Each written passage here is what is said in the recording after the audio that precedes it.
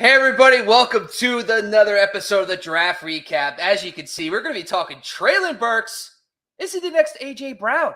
And I got my esteemed colleague Sky on the show once again to help us decide if Treylon Burks can fill those shoes and if he's someone that should be on our fantasy radars going into this. Before we start, what's up, Sky? How you doing? I'm doing very, very well. Episode 2 here on the Razzball side. I'm very excited about this, man. Treylon Burks, spoiler alert, this is my dog. I'm super excited to talk about him.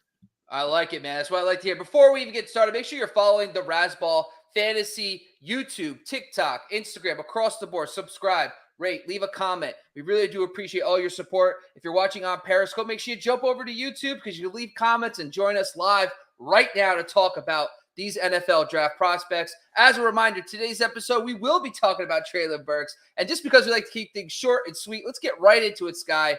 Talk to me about Treylon Burks. What did you learn about this prospect, his fit with the Titans, and his potential fantasy future? Man, I love this pick. First of all, he was my number one and a lot of people in the industry's number one wide receiver pre-draft.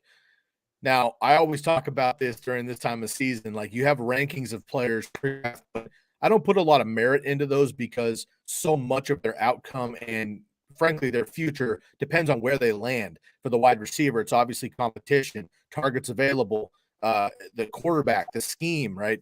So Treylon Burks was my number one, but he falls to Tennessee. And if A.J. Brown were still there, he probably wouldn't be there. But, of course, as I'm sure you all know by now, A.J. Brown on draft day gets traded to the Philadelphia Football Eagles.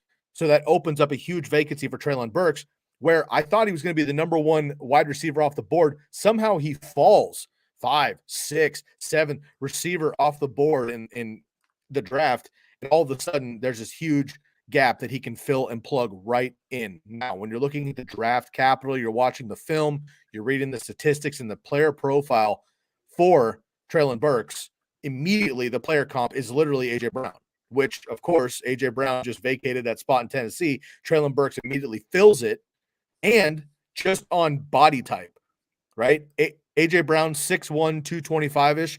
Treylon Burks, 6'3", 225-ish. Yards after catch, masters. Contested catch, masters. Really strong, aggressive off the line of scrimmage. I had mentioned on the previous video with Drake London, love his talent and his size. The one knock that I have about Drake London is I don't think he's going to be able to get off the line of scrimmage with acceleration power the way that some of these big wide receivers need to without that top-end speed. Treylon Burks has that ability to beat up on a cornerback and get by him and then make a move, which we see A.J. Brown do all the time in the NFL as well. Yards after catch, obviously going to be huge in Tennessee because of a perceived lack of volume, right? Tennessee's not going to be throwing it 600-700 times in the NFL. They're going to be at the bottom of the league, as we know. Derrick Henry, Mike Vrabel, Ryan Tannehill, they're just not that type of squad. So he's going to have to be uber efficient as A.J. Brown was. Let me harken back really quick to A.J. Brown's rookie season with the Tennessee Titans. Played all 16 games. Unfortunately for A.J. Brown, he hasn't since. 14 and 13 the last 2 years. But as a rookie, played 16 games. Now, Corey Davis, say what you want about Corey Davis, but pretty effective in Tennessee a few years ago, was on the other side. So A.J. Brown was the de facto number 2 and maybe number 3 with Derrick Henry, of course. Also, 52 catches, 84 targets, 1,051 yards, and 9 touchdowns. PPR wide receiver 21 as a rookie, A.J. Brown. Now, do I think Treylon Burks is going to get 85 targets in this offense as probably the number one? Absolutely. Can he get 50-plus receptions? Absolutely. Could he have 1,000-plus yards? Absolutely. Could he have 8 to 12 touchdowns?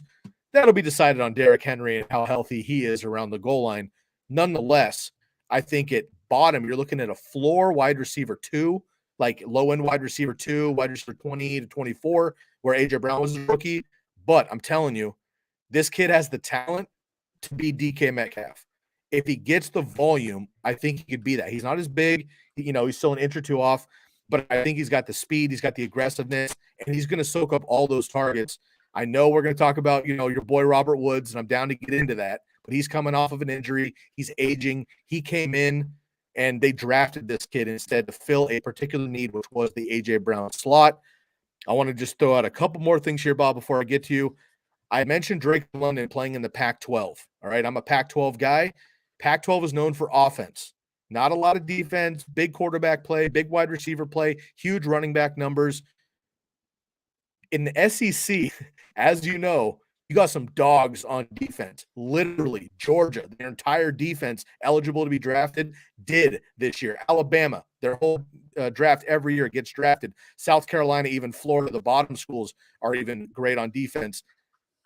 Treylon Burks dominated in the SEC against Georgia and Alabama specifically. 8 catches, 179 yards, and 2 touchdowns against Alabama alone last year. So premium size. He's got the speed ratio. He's big, body control, again, quick, has the aggressiveness off the line of scrimmage that I want from a big body receiver. I love this kid, and I can't believe he fell out of the top 5 wide receivers. So when I talk about this stuff, I'm gonna take it from a different approach slightly too, because I want to make sure that just because we're talking about Treylon Burks today and his fit with the Titans, I also want to look at, is Treylon Burks the guy we should be targeting, or is it somebody else? You just said Robert Woods. Is it Robert Woods? Is it Austin Hooper? Is there another guy on the roster because of veteran presence might be able to take over? So I want to take a look at that too. But talking about player comps, according to Player Profiler, Jordy Nelson and Larry Fitzgerald are his 2 comps. Now, Love Jordy, especially, yes, long term, but rookie season, Jordy Nelson averaged 5.1 PPR points. Now, of course, that's because Jordy Nelson was behind really good receivers, so it made sense. Larry Fitz, 11.6, finishes the wide receiver 31, but he was a wide receiver 4 in PPR points per game his rookie season. So that's interesting note, because people forget Larry Fitzgerald prime. He was a vertical deep threat dominator down the field. Everyone remembers him as like Bruce Arians slot guy, but that's not what Larry Fitz was for a very long time. Behind me. He's behind me on the wall for a reason, Bob. Dude's a legend. I like it. But listen, this team there's no team that has more opportunities than the Titans in their pass game. Anthony Firkser, gone. A.J. Brown, gone. Julio Jones, gone. We're talking so many available opportunities, 371 according to my analysis. That is absurd.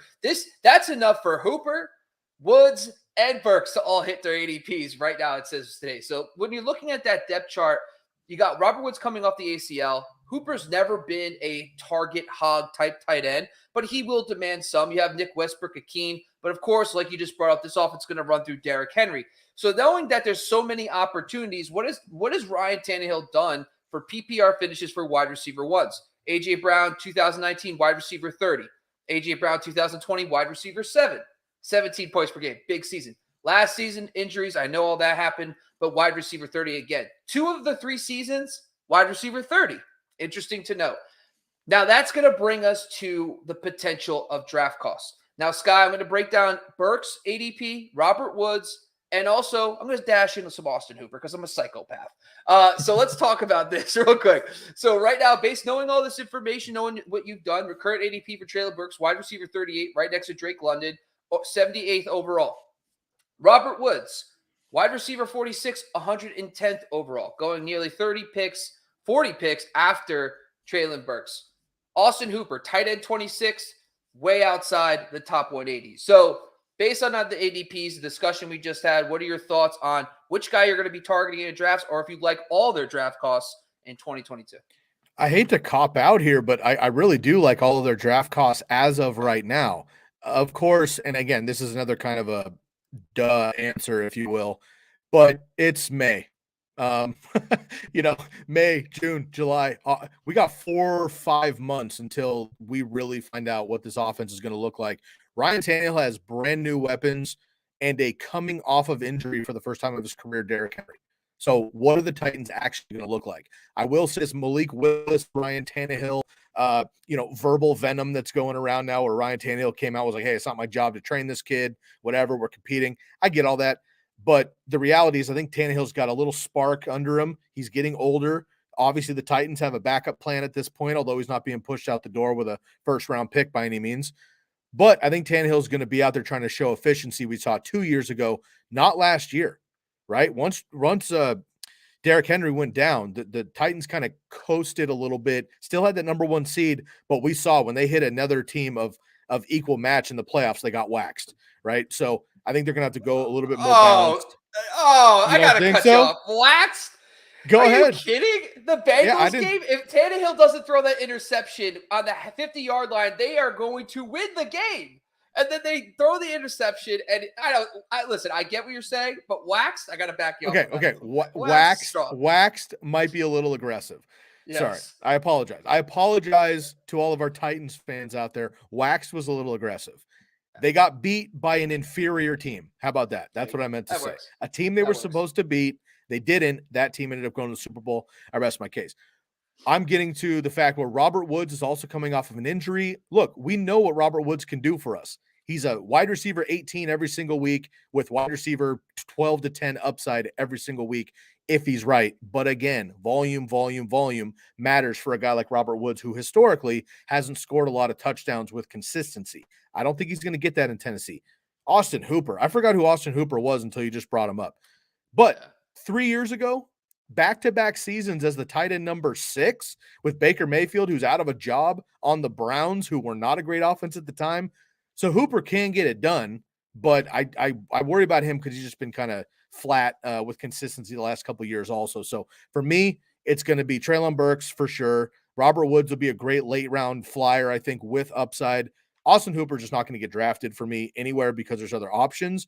But I do think he's a great option if you're in tight end premium and you need depth with guys, or look for streamers. He's going to be a guy on weekly matchups that I think, Bob, I know you're the tight end deep dive guy. You're going to be bringing him up weekly on waivers, looking at the matchups. I'm sure he'll make those kind of columns, but I'm not excited to target Austin Hooper during my drafts. But I will say, man, Treylon Burks, I really believe has the opportunity to outpace significantly his ADP. And from there, I really think like maybe not year 1, but year 2, I think this kid could be AJ Brown for sure. He just got to stay healthy.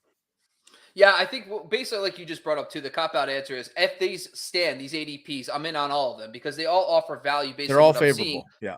But the one I like the most got to be Robert Woods. I understand the injury. We'll see OTAs, mini camps, how Robert Woods' knees responding, how much he plays in the preseason. But wide receiver 46, we just saw 2 years ago, Corey Davis as the complement be wide receiver 31 in PPR in 2020.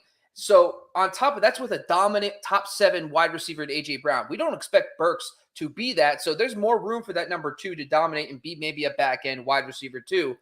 However, Hooper, here's the thought here. Tennessee Titans were 10th in the NFL in tight end route percentage last year. So their tight ends were running a bunch of routes. They just didn't have anybody.